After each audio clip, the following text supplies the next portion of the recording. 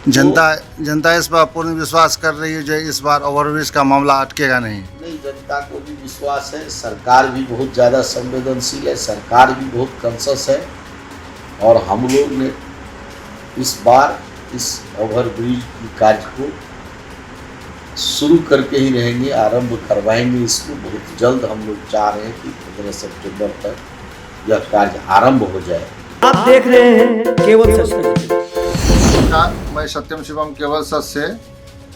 सहरसा में वर्षों से लंबित आरओबी के निर्माण का रास्ता अब लगभग साफ होता नजर आ रहा है। जैसा कि शहर के वर्तमान विधायक आलोक रंजन ने बताया कि कुल 10 संवेदकों ने टेंडर डाला था, जिसमें 5 का निरस्त हो गया है। शेष बचे 5 में से कौन सी कार्यकारी एजेंसी होगी जो आरओबी का निर्माण करेगी, ये 7 दिनों के अंदर क्लियर हो जाएगा। उन्होंने कहा कि शहरवासियों को बहुत जल्द खुशखबरी सुनने को मिलेगी। हो सकता है अगले माह से कहीं निर्माण कार्य स्टार्ट ना हो जाए। आइए सुनते हैं विधायक जी को और जानते हैं पूरा मामला क्या है। ओवरब्रिज बनने का रास्ता साफ हो गया है। अभी डीबी रोड में देखा मैंने, जो लोग अपना अतिक्रमण खुद ही हटा रहे हैं। को क्या कहना चाहेंगे विधायक जी इस पे? नहीं, देखिए, स्वाभाविक है, सहरसा के इस बहुपरिचित जो रेल ओवरब्रिज था, उस ओवरब्रिज का रास्ता करीब करीब क्लियर हो गया, अंतिम चरण में है। मुझे लगता है 1 सप्ताह के भीतर कॉन्ट्रैक्टर का भी चयन हो जाएगा और कॉन्ट्रैक्टर के चयन होते ही हम लोग आगे कार्य की प्रक्रिया को शुरू करेंगे।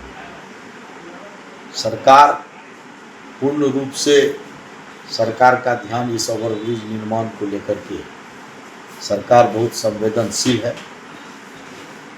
स्वाभाविक है, यहाँ के जिला प्रशासन के द्वारा जो सड़क का चिन्हित जमीन है उसको क्लियर करने के लिए जनता से कहा गया है, जो दुकानदार से कहा गया है। और जब यह सरकारी जमीन चिन्हित जो सड़क जितना अभी है यह क्लियर हो जाएगा, इसके बाद ओवरब्रिज के लिए जितनी ज़मीन का अधिग्रहण है वो भी प्रोसेस चल रहा है, उसके लिए भी लोगों को नोटिस दे दिया गया है आगे के लिए। जनता इस पर पूर्ण विश्वास कर रही है जो इस बार ओवरब्रिज का मामला अटकेगा नहीं। नहीं, जनता को भी विश्वास है, सरकार भी बहुत ज़्यादा संवेदनशील है, सरकार भी बहुत कॉन्शियस है और हम लोग ने इस बार इस ओवरब्रिज की कार्य को शुरू करके ही रहेंगे, आरंभ करवाएंगे इसको बहुत जल्द। हम लोग चाह रहे हैं कि 15 सितंबर तक यह कार्य आरंभ हो जाए, इसके लिए सब चल रहा है। और जनता स्वतः जो भी दुकान को सड़क के अंदर रहने का नोटिस दिया गया है, चाहे उसके बाहर का या बरामदा का, वो सब लोग स्वयं से अपना उसको तोड़ करके हटा लेंगे। और क्योंकि सब लोगों की इच्छा है कि ओवरब्रिज बने। बाजार में जो ओवरब्रिज बनना है उसके लिए क्या तैयारी चल रही है, क्या प्रयास किया गया है? यह देखिए, दिन रात उस पर काम चल रहा है। आपको पता है कि इस बार 10 संवेदक ने इस बार टेंडर गिराया था, जिसमें कि 5 लोग का छट गया है, 5 लोग बचे हैं। 1 सप्ताह के भीतर उसमें कार्यकारी एजेंसी का चयन हो जाना है। यदि वह हो गया तो आप बहुत जल्द आपको खुशखबरी मिलेगी कि वह कार्य, हमको लगता है 15 से 20 सितंबर तक जरूर यहाँ पर शुरू हो जाएगा। शहर में अतिक्रमण हटाने का अभियान भी जो है चालू है। स्वाभाविक है, हमारे जिला के पदाधिकारी बहुत ही सुलझे हुए हैं और शहर के लोग जाम से त्रस्त रहते हैं।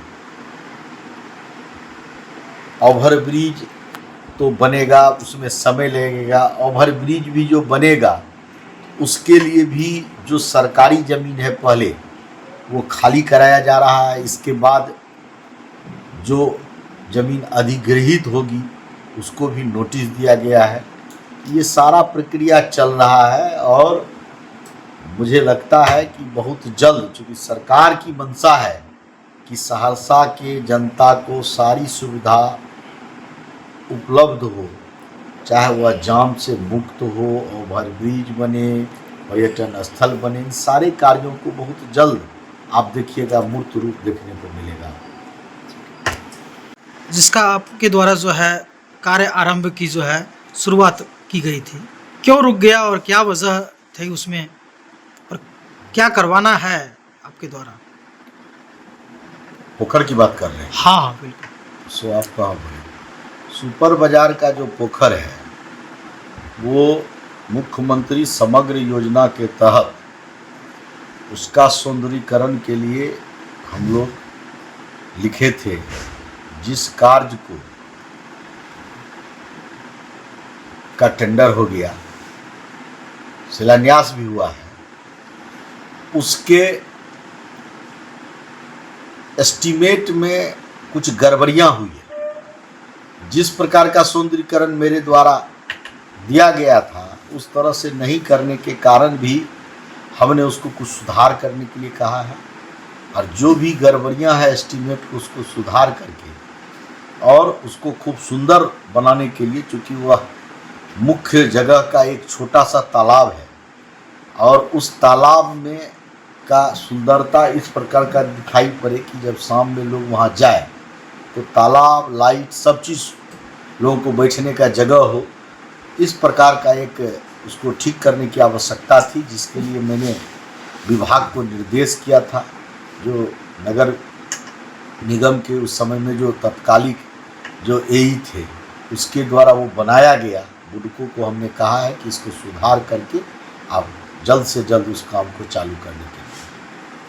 अच्छा, मत्स्यगंधा झील के लिए जो बता रहे थे कि उसका जल्द ही जो है शिलान्यास किया जाएगा, देश के प्रधानमंत्री करेंगे।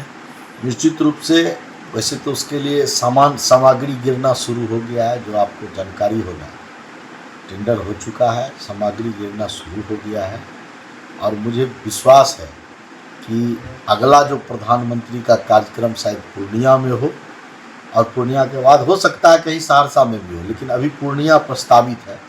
पूर्णिया का जो कार्यक्रम होगा, हो सकता है कि पूर्णिया के कार्यक्रम से उसका शिलान्यास हो। यदि उसमें नहीं हुआ तो स्वयं उप मुख्यमंत्री और मुख्यमंत्री जी ने कहा है कि हम सब लोग आकर के यहाँ पर शिलान्यास शुरू करेंगे कार्यक्रम को। तो यदि प्रधानमंत्री जी अगले कार्यक्रम में कर देंगे तो उनके द्वारा वहाँ से हो जाएगा, नहीं होगा तो फिर बिहार के उप मुख्यमंत्री यहाँ आएंगे स्वयं इसके शुभारंभ करने के लिए। ठीक है, और कुछ